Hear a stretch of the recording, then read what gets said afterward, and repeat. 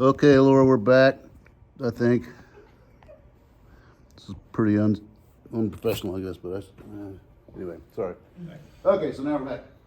And where's my notes? Here we go. Okay, so let's talk about the first meditation, right? First meditation. There we go. Why are we starting with doubt, right? Why are we starting with doubt? Well, he says we have many preconceived opinions that can keep us from knowledge of truth, right? Got some preconceived opinions that can keep us from knowledge of the truth. For example, when I taught at an evangelical seminary for a while, and I made him read Rudolf Bultmann, and a lot of these folks had heard that Bultmann, really doesn't believe in God, doesn't believe in Christ. Is just this liberal guy. But like, once they read Bultmann, they're like, I think I had I don't know what guy said. I think I had kind of a wrong idea about Bultmann. Like, turns out he loved Jesus after all. So this can happen, right? This can happen. And the goal of Cartesian doubt is not to doubt. It's not to be a skeptic, but to achieve certainty, right? To achieve certainty, especially in a time of war and chaos all around you. You never know what's going to happen from one day to the next. Really, it's a lack of certainty can be a real danger in a time like that, right?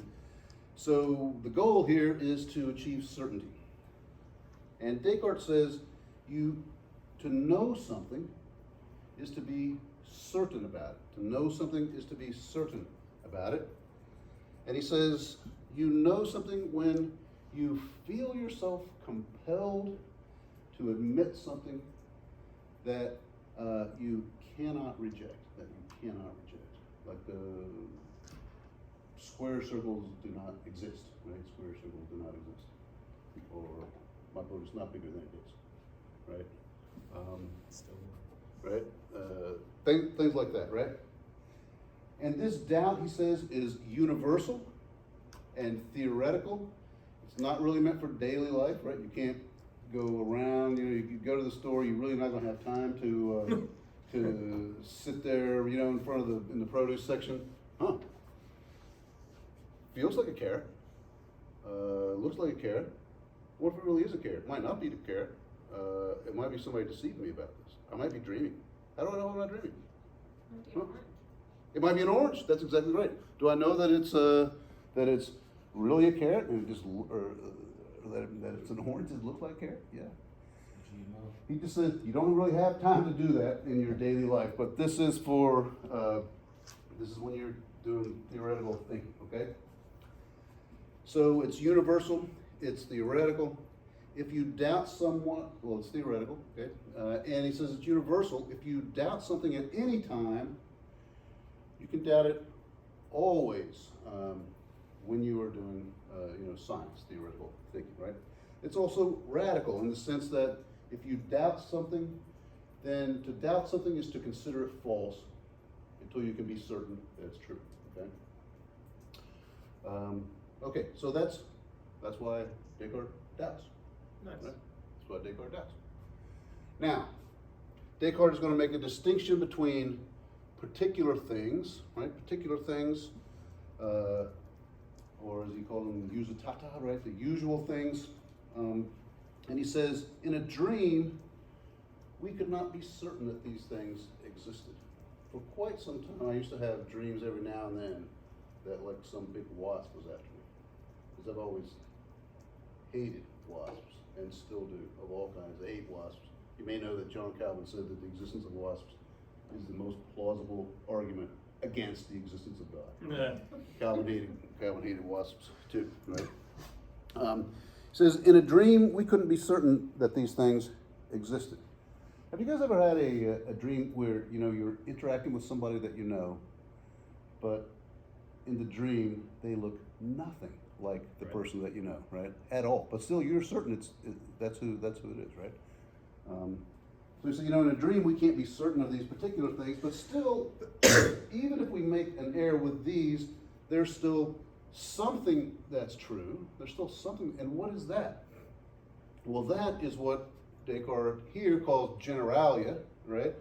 Or earlier, simple natures, right? That's what he calls simple natures, okay? These things are not under doubt, so they're sort of general sensible things in the sense that, like, the fact that this is taking up space, so we know it's extended into space, okay, so it's related to sensory data, but extension in general as a concept, right, that has to exist in a dream, or else you can't dream about things in space, right, that exist in space, right, so extension still is true. When painters imagine things that are not real, he says, they do it by combining things that they're familiar with, right?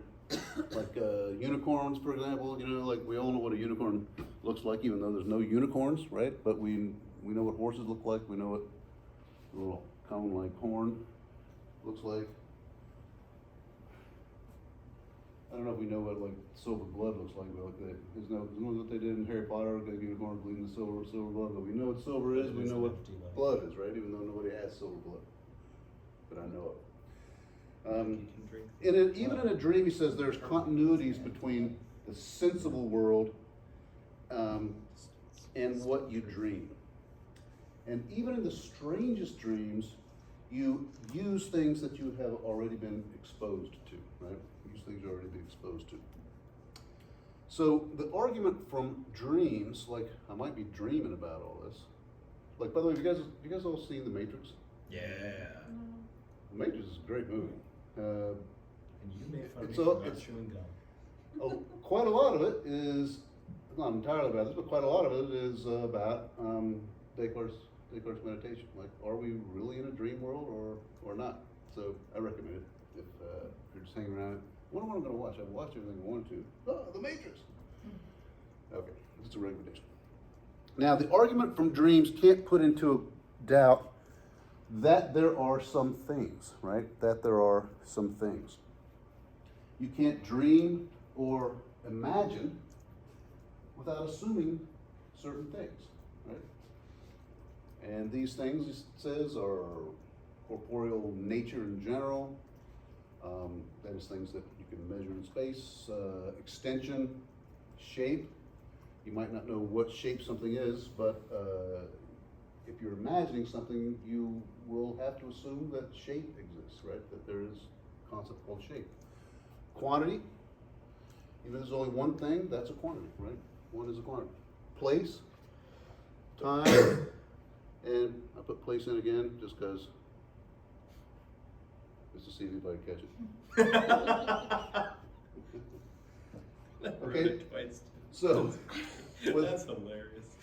Without this right there, there wouldn't be any dreams at all, right? So dreams can't call these things into question. Now, simple natures, right? Extension, shape, quantity. Shape, by the way, you'll use figura, right, or figure. Measure, okay? And then there are some common material natures, namely time and place. And notice how these are going to, well, when we get to Kant, well, I guess we talked about it a little bit already, but like how this kind of relates to Kant's time and space, right, as forms of intuition. Okay, so what Descartes is doing here is trying to mark off certain categories of reality that do not succumb to the skeptic's argument from dreams, right? The skeptic's argument for dreams is, you know, how do you know all this stuff exists? Like, you might be dreaming all this. That's what the Matrix is kind of all about, you know, you're kind of operating in this matrix or whatever, but how do you know this whole thing is not just a big dream, right? You know, the whole idea of a brain in a vat, you guys heard of the brain in the vat? Like, this comes right from Descartes, from this first meditation. It doesn't totally fall on this one. It's over here or something.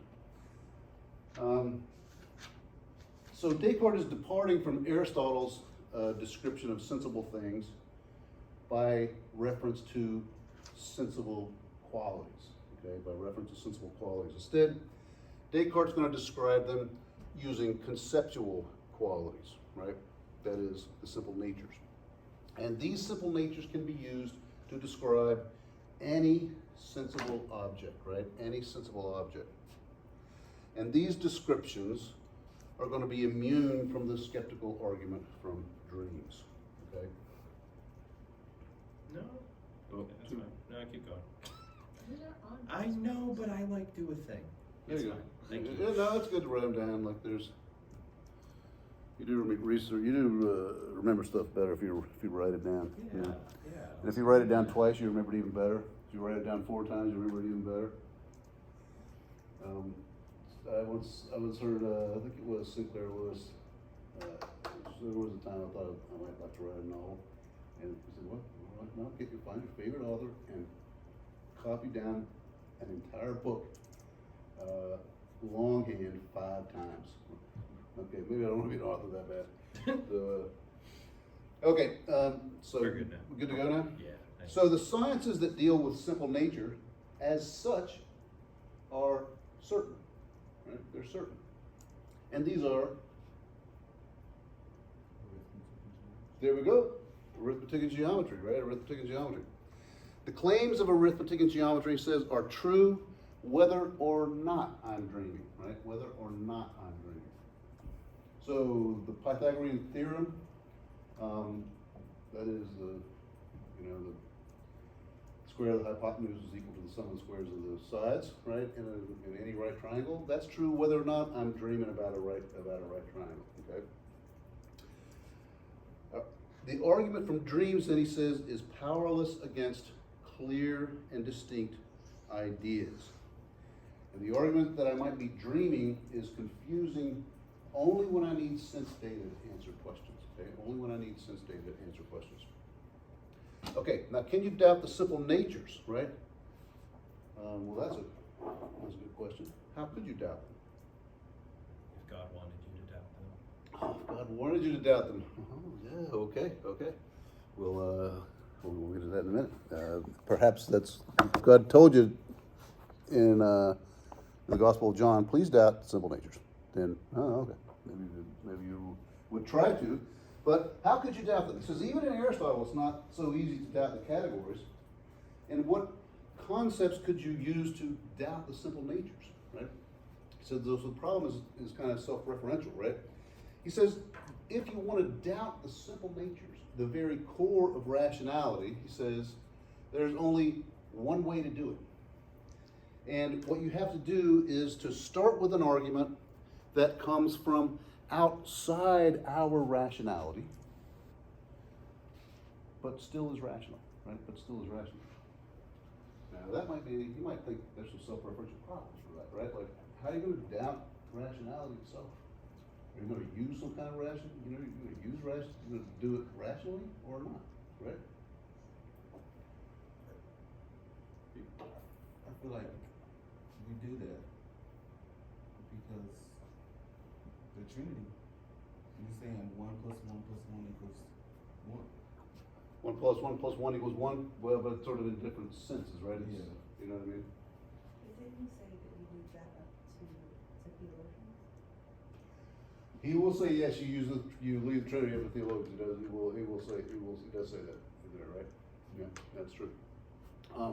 But he says if you want to doubt things like the simple natures, right, or what Kant would call transcendentals, right, things like shape, quantity, number, etc., you have to start with an argument that comes from outside our rationality, but still is rational. So just to try to imagine this, imagine if like our own system of logic and math and rationality is in a certain place. Let's say that's the map of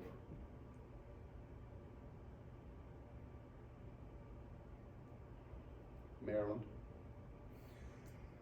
Well, that could be sort of incorporated into an overarching rationality, right? That has more aspects to it than just ours, right? Than the type of rationality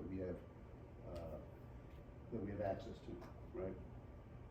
Is that an analogy you guys understand? No.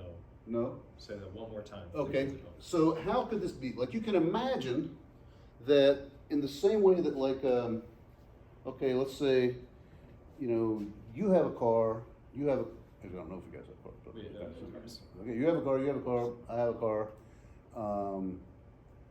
Well, are they all cars, or like, are they all very different? How are they related? Well, they're kind of related in the sense that they're all part of an overarching class of cars, right?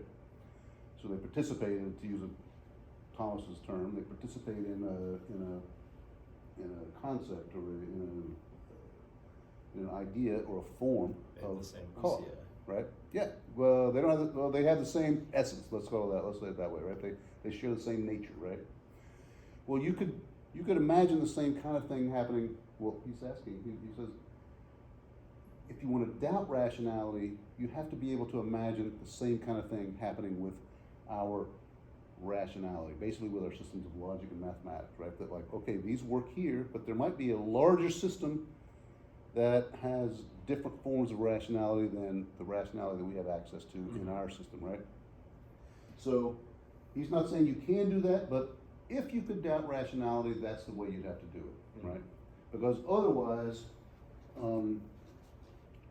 it's just a self-refuting thing, right? Because you're going to be using rationality to try to doubt rationality, and it just wouldn't work. You know what I mean? Okay. Okay, so you've got to start with an argument coming from outside our rationality that's still rational. And what is such an argument? The omnipotent deceiver. The omnipotent deceiver, right? Now, some of these guys over here, I had to take out of the PowerPoint that I put on Brightspace because, you know, I get 2 gigs per file. That's all I get. So some of them had to come out. All right, that's what it is, the omnipotent deceiver, right? And Descartes is referring to a very specific medieval doctrine, and that is the nominalist concept of God. Okay, remember that William of Ockham defines God by potentia, right?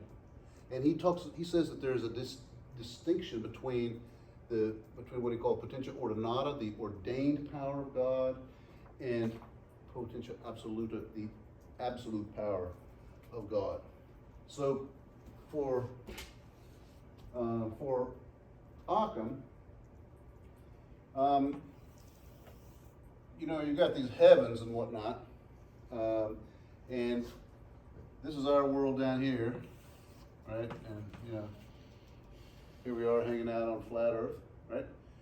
And these are the heavens, right? The stars, little cracks, and all that. And here we are. Well, in this realm, this is the ordained power of God, right? That is, in this world, God ordains certain natural laws, and God has certain powers that God has ordained to use in our world, right? In our world. But up here you have the potentia absoluta, right? I'm talking about vodka. This is not medieval vodka, right? This is the absolute power of God to do absolutely anything, even things that we could not conceive of. God still has the power to do it, right? You say that the square circle is impossible. Oh, God can do that. Right? You may not know how, but God can do that, right? This is a specific medieval doctrine that Descartes is referring to here, okay? Now, Descartes doesn't say that there is such a God, right? He doesn't say that this is the way God is, only that he was told for a long time that there was a God like this, right? This is what God was like, right? Only that he was told for a long time that this is what God was like. So why couldn't it be that the simple natures are incorporated or encoded into some higher level of rationality, maybe up here, unknown to me, but known to God, right?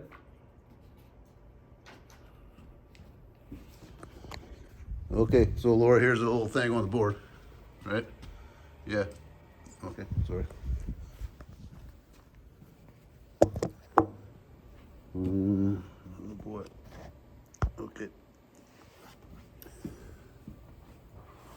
Okay, so he would say, like, if you can doubt the simple natures, that's how you'd have to do it, right? Why couldn't that be the case, right? Why couldn't that be the case? This higher level of rationality, unknown to me, not available to me, but known to God. The point of all this is to show that the fact that I'm in error, that I cannot reach the higher level of rationality, doesn't mean that God is deceiving me, right? I might be deceiving myself. Right? I might be deceiving myself. Descartes is stressing here the finite nature of rationality.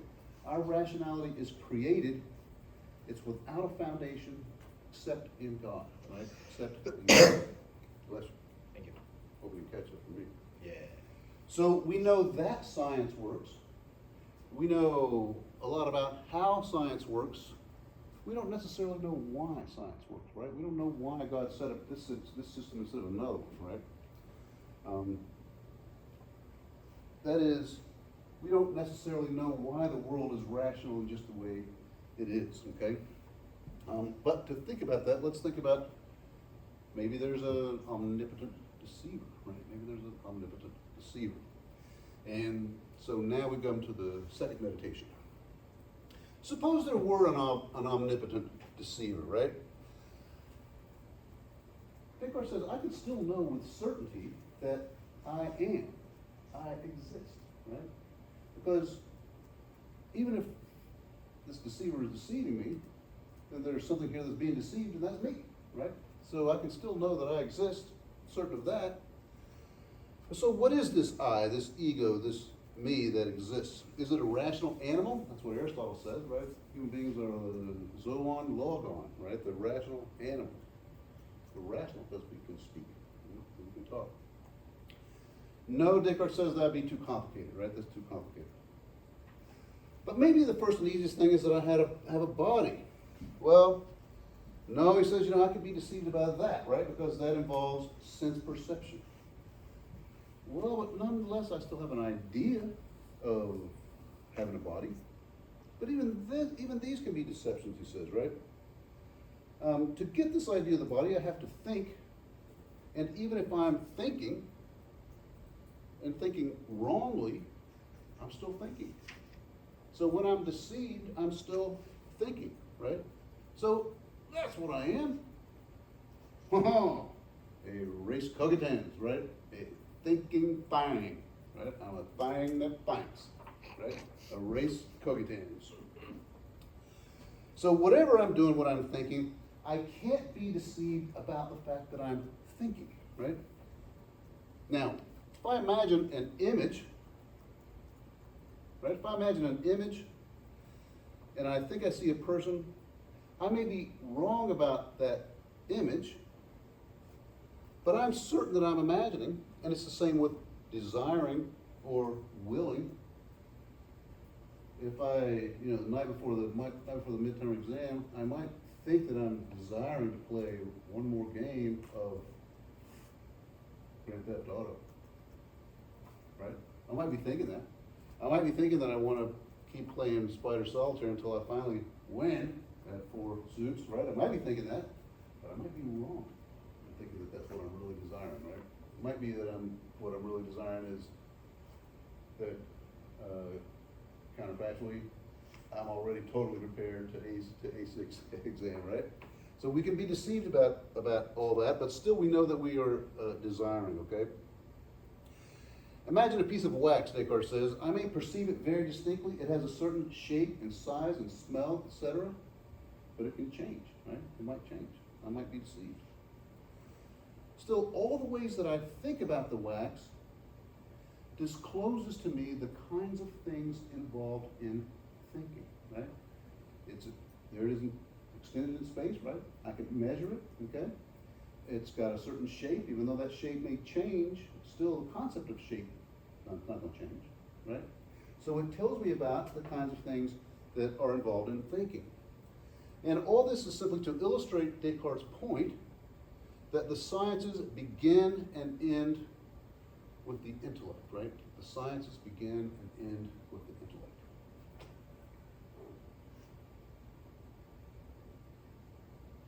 By the way, I'm just apropos of nothing really, but those blue seminary coffee travel mugs? You know what I'm talking about? They're kind of big. those things keep coffee hotter than almost anything I've ever, I mean, that will stay hot Yeah. for a long time, definitely longer than Quality that. product only here at VTS. What's that? Quality product Good, only. indeed, indeed. Yeah, and you can only buy it at the store that only pops up for a few minutes without giving you any notice, right? Okay, all this is just to illustrate Descartes' point that the sciences begin and end with the intellect, right? With the intellect, the mind. It's not that the object that, it's not the object that determines how we think about it. It's our intellect, right? It's our intellect. Thus, he says, I can know my own intellect. This is pre-Freud.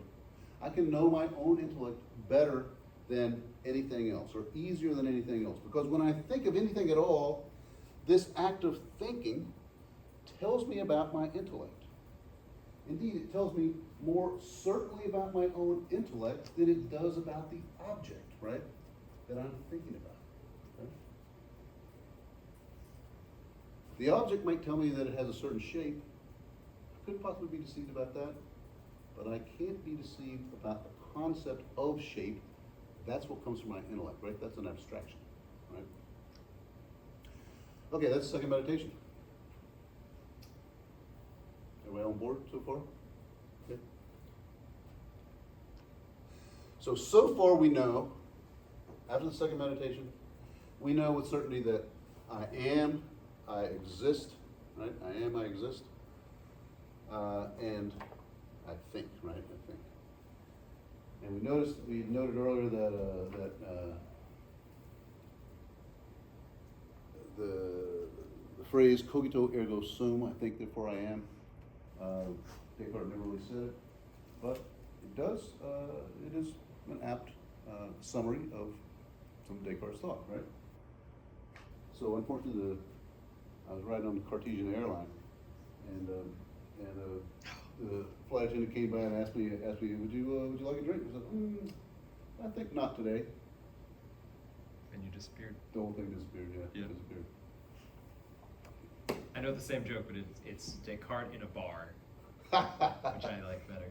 Well, I kind of like the bar better. I Yeah. like the bar better. Yeah. And now I'm just writing on the board.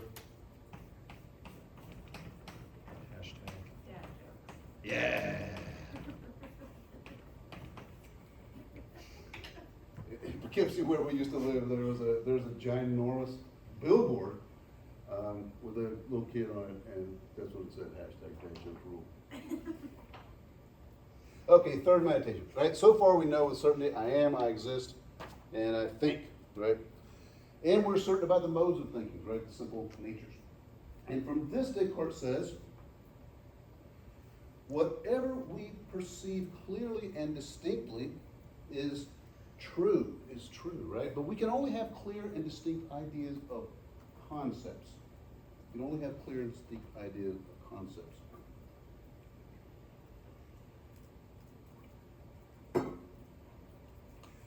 Now, remember that concepts are immaterial things, right? Concepts are immaterial things. So the relationship between them, right? If we now see those relationships through what he calls the natural light, or sometimes he'll use the term intuition, right? That is in the same way that, Allison is not bigger than she is, right? That kind of thing. There's no such thing as a square circle. If we see these relationships through the natural light or through deduction, then we know that they cannot be subject to doubt. Okay? Cannot be subject to doubt. So that's what we know so far. And where we run into problems, he says, is where error can enter, and that's where we judge that things outside our minds resemble or conform to the things inside our minds. Once again, Kant's going to follow Descartes in this exact same thing, right? He's going to say that's where we get into trouble. Okay? Now, ideas, he says, don't materialize out of nowhere, right? They are not created ex nihilo. they have a cause, right? At least our ideas, right? They have a cause. And this cause, he says, must have as much reality as its effect. Otherwise, at least some part of the effect would be self-caused. And nothing is self-caused, except maybe God. Nothing is self-caused. And we know that nothing can cause itself to come into being from nothing. Now, I really wish I had a little clip from that song that I used to love in the 70s. Nothing from nothing leaves nothing. You know that? Anybody know that? Have you heard that song? The next line, you gotta have something if you want to be with me. Right. I can't believe it. I can't remember who did that song. It might be somebody like Sly and the Family Stone or something like that. Anyway, I don't know. I gotta look that up, right? Right, so nothing comes into being of itself, right? Nothing can cause itself to come into being. It says ideas have, well, they can have less reality than their cause. They can fall short, fail to resemble their cause perfectly, but they can't be more perfect, right? They can't be more perfect. They cannot have more reality than their cause, right? Now, next, if any of my ideas depict a reality that's greater than me, then I can't be its cause, right? I can't be its cause, right? If an effect... That's where he loses me. Well, okay, so you're back with, you're on board with the effect can't have more reality than its cause? The effect can't have more, yeah. Right? Yeah. Okay, if that's true, he says, if an effect can't have more reality than its cause, and an idea that if I have an idea that depicts a reality that's greater than me, greater than I am, sorry about that, greater than I am, right? Then I can't be its cause, because then some bit of it would have to be self-caused, right? So it has to be caused by something else that's greater than I am. Right, yeah? Okay. So let's go back a minute. Right? Causes have to have at least as much reality as their effects. Okay? And nothing can be its own cause. So if I have an idea that depicts a reality that's greater than I am, right, that exceeds my reality, I can't be the cause of that idea, right? Because the effects can't be greater than the cause. So when you say your reality, are you talking about your perception of self, or are you talking about your perception of that which is beyond yourself, like I perceive this room right now? Because like, I agree that I can get behind I perceive there are things beyond myself in this room because I can feel this table. Right. I am not internally willfully wanting the table to feel the way that it feels, so therefore there must be an external cause. Uh-huh. But it's when he starts grouping it to like the idea that I am able to perceive the greatness of God, then therefore that must be coming from God, not from me, because then we start, like if we're quoting movies here, then there's Inception, right? Like you don't know if the idea came from you or, hey, someone told me about God. I think, that's where I start getting... So, so keep in mind that like, he's really talking about conceptual categories that like, he knows for certain that he's not infinite. Right? Mm-hmm. Descartes knows that he's not infinite. Mm-hmm. But God is infinite. That's how Descartes defines God.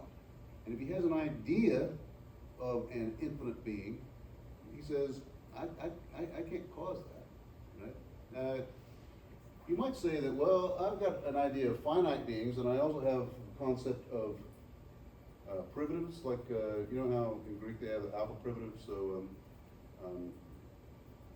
for example, There's memnasis, which is, memory, and then if you add an alpha, you have to add if an alpha, like amnemnasis, then it means you're not really remembering, right? Or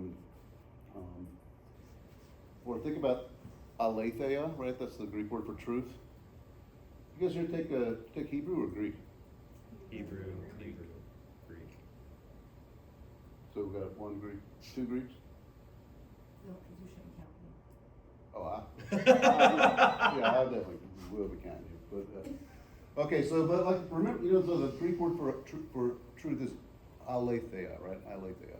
Now, aletheia, that's the word for, it's where we get the word lanthano from, means like forgetting, right? Or lanthano is really to pass by without notice, Well, when you add the alpha privative, that means that it's not forgotten, right? Mhm. It's not unnoticed, right? So that's what I mean by alpha primitive. Like, so the infinite has that I in, right? Just in the same way that like we've got, the word effectual and there's ineffectual. We have a notion of a privative and a notion of finite, so if we add those two together, we can get the infinite, right? But that's what I might say to Descartes, but Descartes is no, the infinite is a greater. If I have an idea of a greater being, then it can't come from me. So is that to imply that for any given thing in existence, its opposite is also in existence? Because like, I am surrounded only by finite things. The opposite of a finite thing is an infinite thing. Yes, Does right. that then, but am I, because a thing has an opposite, does that automatically guarantee the existence of the opposite, or can something Well, simply be without its opposite being an actuality?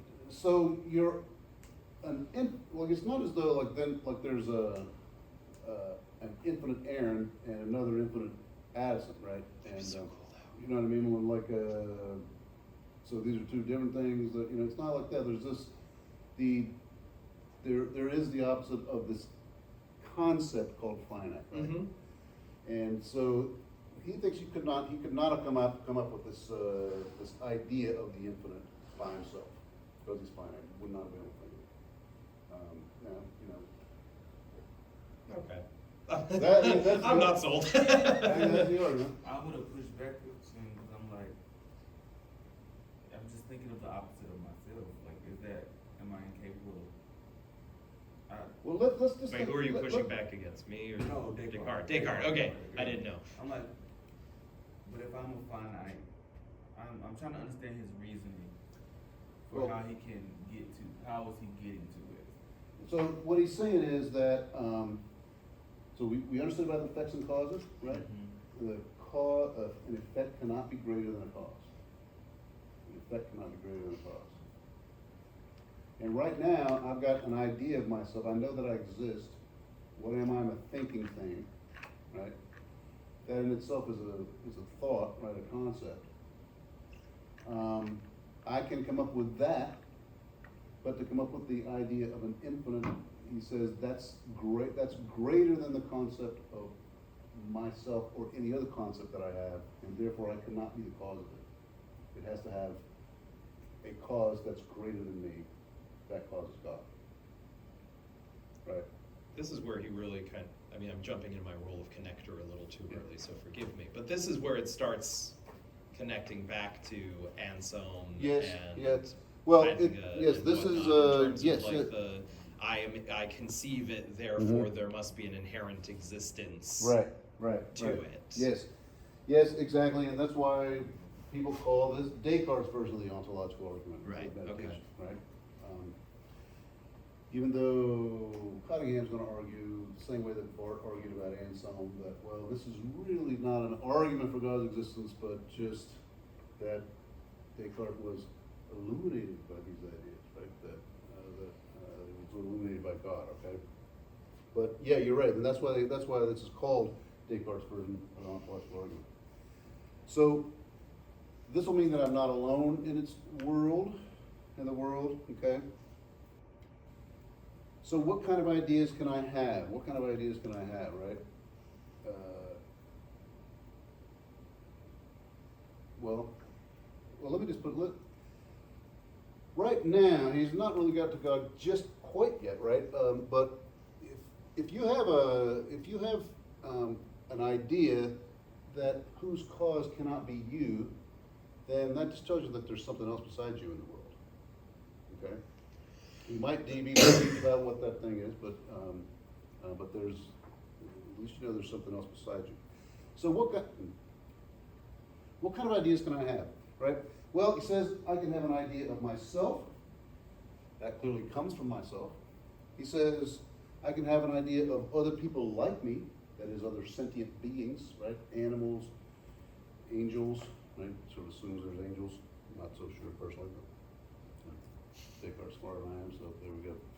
I can have an idea of other corporeal beings, right? Other beings that are extended in space, that have bodies. The ideas of other sentient beings, he says, could come from myself, or from parts of ideas of myself, other corporeal bodies, or from God. I can have an idea of other people, he says, even if there aren't any, right? I can imagine, even if I was dreaming about this, I can have an idea of other people, even if there really aren't any other people, right? What about other corporeal beings? He says the things I perceive clearly and distinctly about them, namely the simple natures, right, that they have quantity, etc., could come from my idea of myself or from God. So I could be deceived about them too. What about my idea of God? Well, Descartes understands by God, the traditional omnigod, right? A being that's omnipotent, infinite, omniscient, creator of everything that is, okay? And he thinks he's already shown that an effect can't be more real than its cause. So the idea of God, if God's an infinite being, cannot come from a finite being. And he takes it to be sort of self-evident. There can only be one infinite being. If there were more than one, then they would limit each other. So he says God necessarily exists. Voila. I had a question about what he means by idea. An idea? Yeah, so I just Mm-hmm. wrote down what I thought he was trying to say. He's saying an idea is a mental image of an actual thing. Mm-hmm. And then the actual thing is the object Yeah. of the idea. Right. And so this was the part where I started, like, the fall was subdued a little bit and went away from it, because I Okay. understand that. Okay. But how does, I guess you'll get to it, how does it connect this idea? With the reality of God, like, Yeah, is like it- this yeah, idea it's so equals right. God's existence. Like, Yeah. Well, he thinks it just follows from this, right? He doesn't give you a lot more explanation than what you got there. He thinks it just follows. It follows from this, right? An idea or an effect can't be more real than its cause. So, and it can't be greater than its cause. So, if we have an idea of God, he's just going to say it can't come from a. I mean, if that's true, he's going to say it can't come. That idea can't come from a finite being. Now, the connection here, right, that's not quite there, it's a little bit different than Anselm, is all he's saying here is that an idea of an infinite being has to be caused by an infinite being, right? And nothing that's not existent can have any cause. So if this idea of an infinite being is caused by an infinite being, then there has to be an infinite being to cause it. Does that make sense? I mean, just think about this. Think about it this way. The fact that I have a car means that there is a car maker, right? There's a car maker, without a doubt, because somebody made that car. And Sorry, I don't know, that struck me funny for some reason. Keep going. So, if only an infinite being can cause an idea of an infinite being, and I have an infinite being, then it follows that there's an infinite being that caused the idea. Does that make sense? Okay. The logic is valid, I just question if it's sound. Yeah, I feel like it's a hard Well- one that because what if this? Oh my God, I can't believe I'm getting ready to say this, but what if like this infinite being Yeah. that is God is just the idea that I have, like how he's clarifying idea Uh-huh. of this object that is Yeah. God. Like what if Well, it's so yeah, I mean, A construct, if you will. yeah. I guess the deal would be that, the way to critique this is to say, well, okay, effect can be one of those calls. Like, you've got to disambiguate this thing about being real and, or being greater, right? Like, and why can't this idea of an infinite being, why can't I come up with that by myself? Like, because I can come up with the concept of finitude and with the concept of a negation. I can do both those things. If I put those together, just like a horn and a horse, I can get a unicorn, right? At least in our text here, Descartes does not address this, right? He just thinks, he does not disambiguate this idea of an infinite being, right? He thinks that you understand that, right? You can conceive of that, okay? And if so, that conception, that idea, has to be caused by something that's greater than you are, okay? That's the extent of the argument, really. I notice omnibeneficence is not listed Right. here. Well, which but I then- think, yeah, but he doesn't really need it, right, for this argument. Well, he doesn't need it for this argument, but he does need it in order to get rid of the omnipotent deceiver construct. Well, maybe he does, maybe he doesn't. Maybe he does, maybe he doesn't, okay? Because he thinks that he does say that God is a perfect being, right? But we'll get to that, let's look into that in a second, okay? But he does say that God is a perfect being, and he'll say that deceit can only, well, yeah, we'll get to that. Oh, right. Okay. Yep. Deceit can only I come remember from now. privation, yeah. I heard that was one. I thought we would have got to Fourth meditation. Seminar. the seminar part already. I was gonna leave right after, but I got. Oh, okay. I'm so sorry. I got a doctor's appointment. We gotta go to Doug's room, it's okay. Okay. Don't worry. I'm sorry. That's all right. Tell your dog to say hello. Yeah, I just gotta get my knees drained. I'll have to wait till next month. I'll be limping. Alright, I'll be limping around like an old man. Okay, well, good luck, guys. Thank you. Sorry about that. Sorry, Oh, I'm not fast. Okay, so the idea he says of God cannot come from any finite being, can only come from an infinite being. So, and he says there can only be one infinite being, right? So God necessarily exists. And he says, I know through the natural light that I ain't God. Right? I'm not God. I know that. And so I know for certain that I exist and that God exists. In fact, he says, the idea of God is the clearest and most distinct idea you can have, right? Because he says it's the simplest. It's the simplest.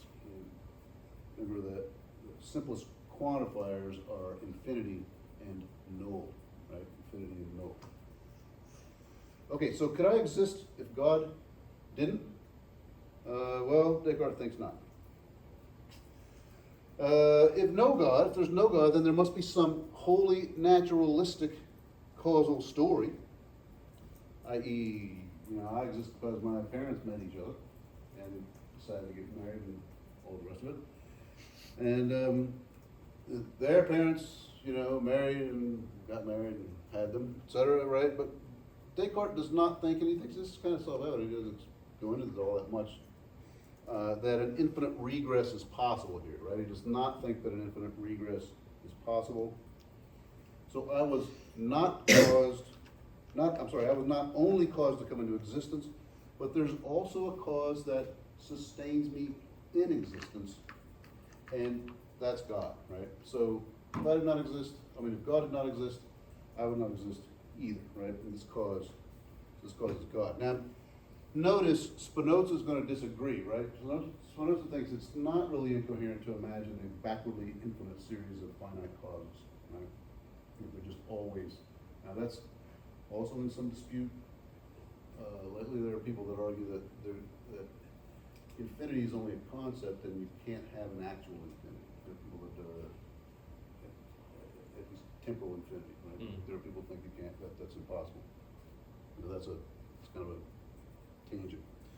So, sorry, just with the Spinoza, so he would argue an infinity going in both directions. That it's not necessarily that it's real, but that it's conceivable. Okay. It's conceivable, right? Okay. How did I get this concept of God, this idea of God? He says it has to be innate, because I couldn't come up with it by myself. And I couldn't come up with it by myself. It has to be caused directly by God, like we said before.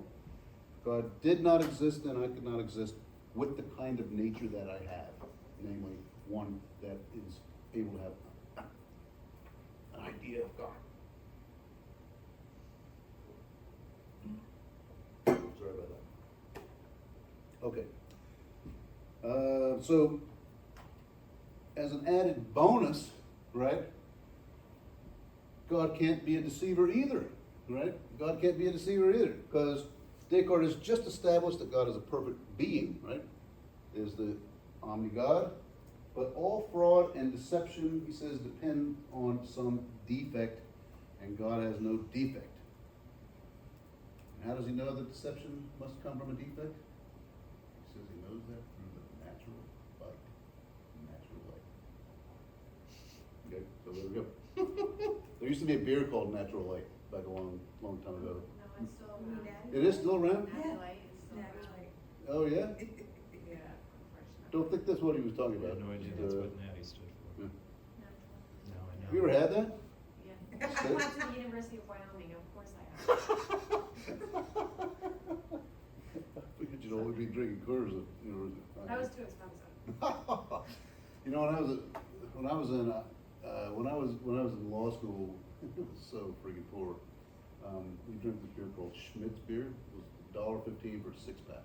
It was hideous. I can't believe I did that now. Okay, fourth meditation. And I'm sort of taking so long with this. So far, Descartes has established that he knows with certainty that I exist. I'm a thinking thing. God exists. God's an infinite being, omnipotent, etc. And God is not a deceiver. Phew. And in this meditation, Descartes, sorry, it's not really for you, but in this meditation, Descartes is going to test his last judgment. So the question then for the fourth meditation is this. If God is not a deceiver, God would not have created me such that I'm always deceived, right? But hold up, if God is not a deceiver, why does he create me so I'm ever deceived? Why didn't God create me such that nobody ever tricks me, or I'm never wrong about anything? That's the question. And what Descartes needs to show here is that God is not the cause of my errors, right? Otherwise, God is a deceiver. On Descartes' reasoning, God would then be imperfect, and at least as Descartes conceives of God, God would not exist, all right? So Descartes says that God would be the cause of my errors if I am deceived when using my created faculties properly, right? Using my created faculties properly. And how does Descartes know that? Well, he says an error as such doesn't come from God. I, Descartes says, am halfway between God, that is the infinite, and nothingness, right? And error, he says, is a lack, a defect, and it comes from nothingness. What he really says is it's a privation. It's a privation. Now, you guys know the difference between a privation and a negation? So this is specifically comes from the Middle Ages, but this distinction's still around. A negation is something that you lack, but it doesn't make you less than perfect, right? So that, like, for example, you lack I'm just noticing, I would really expect that nobody has a horn, right? Nobody has a horn here. But we're not. It's very personal. We're not. Dr. Knack. We're not supposed to have horns, right? We're not supposed to have horns. So that's not really a lack of anything. It's just we don't have that. It's just something that you don't have. You don't necessarily, are not necessarily supposed to have it. But so just looking around, we all seem to have both arms, right? if you got both your arms chopped off in a combine accident, then that would be a privation, right? Because you're supposed to have arms, you're like evolved in order to have arms and use them and all that, so that's a privation, right? So lacking something that you're supposed to have, that's a privation. Okay, so why didn't God make me so that I'm never mistaken? Well, Descartes said God could have, but he says, why didn't he? Why didn't God do that? Descartes says we simply don't know and can't know. We certainly can't rule out the possibility, he says, that the universe has more overall good in it because we're finite. We can't know all of God's purposes. So Descartes says we need to find out what an error is in order to find out if God is the cause of our errors, right? And so he's going to talk about the intellect and the will, right? He says acts and assertions, judgment, etc., are all the result of two faculties working together, right? That's the intellect and the will. And remember that Thomas Aquinas says that these are the two powers of our rational faculty, right? Intellect and will. Now, when I make a judgment, Descartes says the intellect arrays in front of me, or just sets out in front of me, all the possibilities, right? All the possibilities and all the things it thinks is relevant to know about. But of course, it can only lay out the possibilities that it can see. It can only lay out the possibilities that it can see. It can't see everything, right? Our intellect can't see everything, it's finite. But he says that's not a privation. That's only a negation, right? That's only a negation. It's in our nature as finite beings to have finite intellects, right? We can't know everything. I mean, we can't be on the other side of the world at the same time be here. Oh, no internet back then, so right, no TV or anything else. Okay. So if the intellect gives me only a limited number of choices, it's still working properly, right? It's still working properly. Now you might object that God should have given me a greater intellect, right? I've quite often objected that way, but you might have that objection. But once you say that, there's no real principled way to say, well, how much better of an intellect should God have given me, right? There's no real principled way to say that. So Descartes says, I can't really complain about what my intellect lacks. Of course, you guys can complain about what my intellect lacks, but I can't really complain about it, right? At least not to God. Now, what about the will, okay? Well, Descartes says that the will is the most perfect thing about us. It's the most perfect thing about us. It's not restricted in any way, right? In fact, we can't conceive of having more freedom of choice than we have. We can conceive, at least as persons, I mean, you can't conceive of that in certain individuals, certain states, right? You know what I mean? But in principle, as human beings, you can. We can conceive of having more choices to choose from, right? But it's the intellect, not the will, that puts the choices in front of us.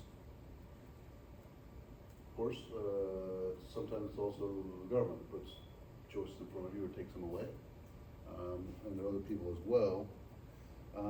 But he says that it is above all in virtue of the will that we understand ourselves to be made in the image of God. Even God's will doesn't seem to be any more free than our will, Descartes says. That's quite a statement right there, right? Definitely not an Augustinian in terms of the will. So we can conceive how our intellect can be more perfect, but not how our will can be more free and therefore more perfect. And this means that the scope of the will is greater than the scope of the intellect. A mistake then occurs when I try to extend my will beyond the scope of my intellect, and I make choices in matters that I don't really sufficiently understand. Okay? My will makes choices before my intellect can give it sufficient reason to make the choices that it's making. And this unwarranted extension of the will beyond the intellect is what an error is. But Descartes says this is not God's fault, right? It's not God's fault. We can't complain that our intellect is not more perfect. We also can't complain that the scope of our will is broader than the scope of the intellect, because that would be asking for less perfection, right? That would be asking for less perfection of the will. We can't say for certain that the world has less perfection than it would if error were impossible. Further, he says, I can avoid error if I want to by simply withholding judgment until I have a clear perception of everything that I need to deliberate on. Now, we can't always do that, but theoretically, presumably we could, okay? So this means that the source of errors in the world cannot be God, therefore God is not a deceiver, right? Yay. Okay, fifth meditation. I know I'm going a little long, but I want to make sure we all got what's going on, so sorry about that. So far, Descartes has established that he knows the following things with certainty, right? I exist, I'm a thinking thing, right, a res cogitans. God exists, God is infinite, you know, and the omni-God, God's not a deceiver, right? God is not a deceiver. So now he's going to begin the move back from God to the existence of other things in the world. First, though, he wants to consider the ideas of these other things, right? So remember at the very beginning, we talked about how now he's going to try to reestablish mathematics, right? Mathematics, arithmetic, and geometry. Okay. So he says ideas have their own nature, right? Their own essences. So the idea of a triangle or a right triangle has its own essence, even if no triangle exists outside of me, right? If you object that I could have received the idea of a triangle from something resembling a triangle, Descartes is going to say there's countless things that I can make up that have no external counterpart, right? Uniforms are an example. With a triangle, for example, Descartes can figure out and know with certainty a number of its attributes, right? A number of its attributes. For example, the sum of its internal angles equals the sum of two right angles, right? He then asserts that whatever is true is something, right? Whatever is true is something. Well, what is this something? It says it's the nature or the essence of a triangle. Now, of course, there's a big, long debate that we could get into, but that we won't, about whether there really are things that don't exist, right? Like natures that aren't instantiated in anything. But a lot of that sort of comes from this right here. He says that they exist. He then moves to the idea of God, right? The idea of God. And he says it's contradictory to think of God as as not existing. Now, why? Well, it says first, God is the most perfect being. So remember we said that third meditation typically Descartes' version of the ontological argument, and lots of people think, and as pointed out by the Cottingham reading, that there's another version here that Descartes sort of tried again when he wasn't convinced of his one in third meditation. God is the most perfect being. God has all the perfections and has them perfectly. That just follows from one. And existence is a perfection, right? This is where Kant is going to say, no, existence is not perfection. Descartes says it is, therefore God necessarily exists. And if that's true, and these things are true, then it does follow, right? It is a valid argument. Now, remember that it's possible for me to be deceived about everything in existence except the fact that I exist. Now, if this were true, if God existed, God would be a deceiver. If there were no God then, or if God were a deceiver, I could not be certain of anything outside of my own existence and the fact that I'm thinking, right? I couldn't, if God were a deceiver, or if there were no God, he says, I couldn't be certain of anything else. But Descartes now has shown that God necessarily, I think it's supposed to be,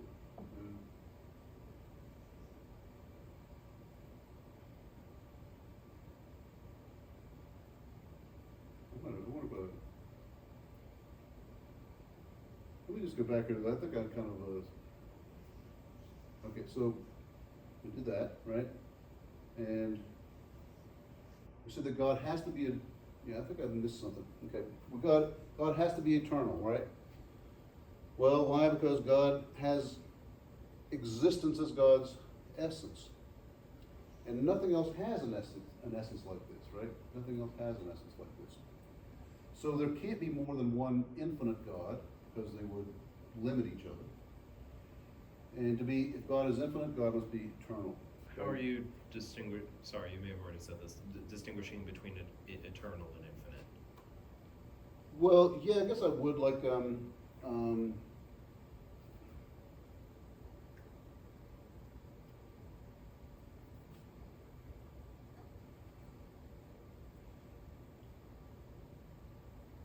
yeah, so typically when people use eternal, you might think of it as a subset of infinite in the sense that it's like always existed, right? So in the debate over time and is God subject to temporality, typically people will say that now, and in the last 100 years or so, that God is eternal if God exists outside of time, and therefore throughout all time God has always existed, but God exists above or outside of time, whereas people like process thinkers and other people like Wildersdorf will say, no, God exists.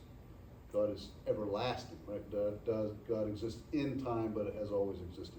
Mm-hmm. But in Descartes' day, people were not arguing for that. They were saying Right. that God exists eternally and outside of time, okay? So I would say that infinite is just a broader term, okay? And why can there not be more than one infinite beings that are just being infinite? Because, Right well, next they to each could, other? there's possible that there could be two eternal beings, but two infinite beings would limit each other, right? They would limit each other. Oh, because one's infinitude would run into the other. Yeah, that's sort of right, like, like if they're like. Okay, Right, all I right, mean, yep, How could you say there's two omnipotent beings, right? They could, like, right, right, you know what I mean? Like they Got could it. prevent each other from doing stuff. okay. Um, So Okay. awesome. Now, why does God have to be eternal? Well, because Descartes says he clearly and distinctly perceives it. And you could refine his argument like this, right? That you can conceive of a most perfect being.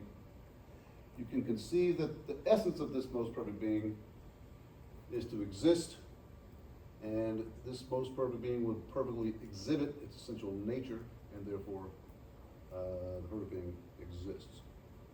That's just a restatement of what I said before. Now remember that it's possible, this is where I jumped to, sorry, I didn't mean to. It's possible for me to be deceived about everything except that I exist, and if that were true, God would be a deceiver, or else it would not be a God. But if there's no God, or if God were a deceiver, I could only be certain that I exist, and that I'm a thinking, should be a thing there, sorry, or that I'm thinking. But he says, Descartes now thinks he's shown that God necessarily exists and cannot be a deceiver. Okay. Okay, so finally the sixth meditation. So. Yeah, no, go ahead, there's one Allison, I'm sorry. question, and maybe I should have asked this, like, are we, it's not really done when I ask this, but like, when he says God, or like this being, Mm-hmm. does it necessarily have to be the Christian God, or he's just talking about? He's just talking about, God. Like, he's not really talking about the difference between the Christian God and the Islamic God, or the Okay. difference between, But he's saying there's some? yes, that's right, Okay, okay. And after you get there, then you could talk about more specific, once you establish that, you might be able to talk about more specific things. Okay. I'll leave that to the theologian. So could you say that he's talking about the supreme cause in a way? Yes, the supreme cause of everything. Yes. Right. Okay, so that for him is God. Yes, that's right. But God has these other omni Right, properties too, yes, right?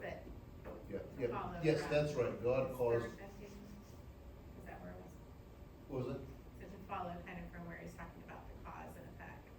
Yes, that's For right. them. And God, I mean,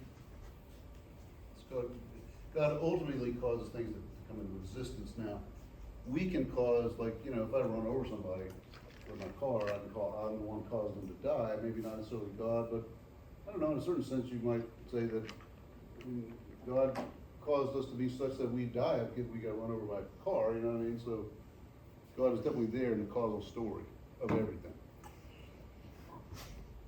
Okay, so number 6. So far, what's he established? Well, I exist, I'm a thinking thing. God exists, God is infinite being, omnipotent, etc. God is not a deceiver. And my mind then does not deceive me about anything that I perceive clearly and distinctly. Okay? So then I can know with certainty that certain ideas and the relations between them are true. Which ideas? Those of mathematics. Did you guys get that from that little deal over there? There's a lot of those things to choose from there. In the 6th meditation, then, he wants to put the physical sciences on a foundation that's as firm as he can, and he's going to turn his attention to physical objects, okay? Okay.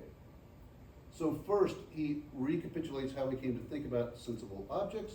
First perceived his own body, perceived that it was situated among many other bodies, and then he had ideas about what these bodies were like, but these ideas came to him, he says, without his consent. And you know, we think about things all the time that it seems involuntary. You know what I mean? Like just some idea pops into our head. We think of things all the time that seem involuntary. I mean, for one thing, you might walk into a room, you walk into this room, you didn't think to yourself before you came into the room, you know what's going to happen? I'm going to go in that room. I think I'm going to go in that room. I'm going to look at a bunch of cream-colored tables, and I'm going to look at some absolutely gorgeous carpet. Right? You know what I mean? Stuff like that. You're like the 3rd professor to comment on this carpet. You know what would be sort of cool about this? You know what would have been cool about this is if they had put, like, you know how some carpets like have pads? You know, like the concept of carpet pads. That's cool. You know, then I could walk around up here, my feet wouldn't hurt. Anyway, that's just a little. Another one of those ideas, like maybe like not putting the light in right above the screen. Or the disco light. The disco lights. I'm kind of okay with disco lights. Dr. Cook also loves them. There's Yeah. a professor that will remain nameless who said that this light, or like this room feels like it was designed by someone who likes to frequent strip clubs because of this light. And I about died laughing. when I heard So I'm sure they did not ask this nameless professor. How do you know that strip clubs are like that? I did. Oh, you did? And they were like, well, I've heard. That could. Okay. I think that is worthy of some extra credit right there. Like that is a conversation. I did not, in fact, fail the class. Yeah. Is that because you said Aaron made me promise I'd ask? Okay, so first he recapitulates how he came to think, and he says these ideas came to him without his consent. So he convinced himself, he says, that there was nothing in the intellect that's not first in the senses. Now this is a quote from Thomas Aquinas, right? This is Thomas Aquinas' view, right? Nothing is in the intellect that's not first in the senses. But he came to doubt this. Why? Well, he says he had some experiences that we all have where his perceptions turned out later to be wrong. My son went through a phase a few years back where he just said, that's just wrong. And it was just funny to hear a little bit of it anyway. Not only for external perceptions, but internal perceptions as well, right? Like, I haven't had any limbs amputated yet. I hope I don't. But like, people say that you can, like, if you have your hand chopped off, that you can still feel your fingers. They phantom limbs, yeah, phantom limbs, right, exactly. And so internal perception as well. But then during this period of meditation, he says he found reasons for doubting his perceptions. right? One, all the sensory perceptions he had while he was awake, he could also have those while he was sleeping, right? He could perceive people walking around, etc. And two, since he was doubting God, that is, acting like he didn't know God, he could have been created by an omnipotent deceiver. Okay. But now he says he has a better knowledge of himself. He knows he exists and he's thinking thing, he knows that for certain. A better knowledge of God, namely, God can't be a deceiver. So now he may have a reason to doubt some of his perceptions, but he doesn't have any reason to doubt all of his perceptions systematically. Okay? You can doubt some of them. You know, like when you're on a hot road and you think you see a puddle up ahead, you know, but it's the mirage. But you don't have any reason to doubt all your perceptions systematically, right? And because God is not a deceiver, everything that I clearly and distinctly perceive is capable of being created by God to correspond, at least roughly, with my understanding of it, right? Yeah. Further, the faculty of sense perception, he says, does not normally presuppose any intellectual act on my part. So the perceptions must be caused by something outside of me. And if I perceive corporeal things, and this perception does not come from the corporeal things, and my perception is working properly, then if I misperceive them, God must be a deceiver, right? Now,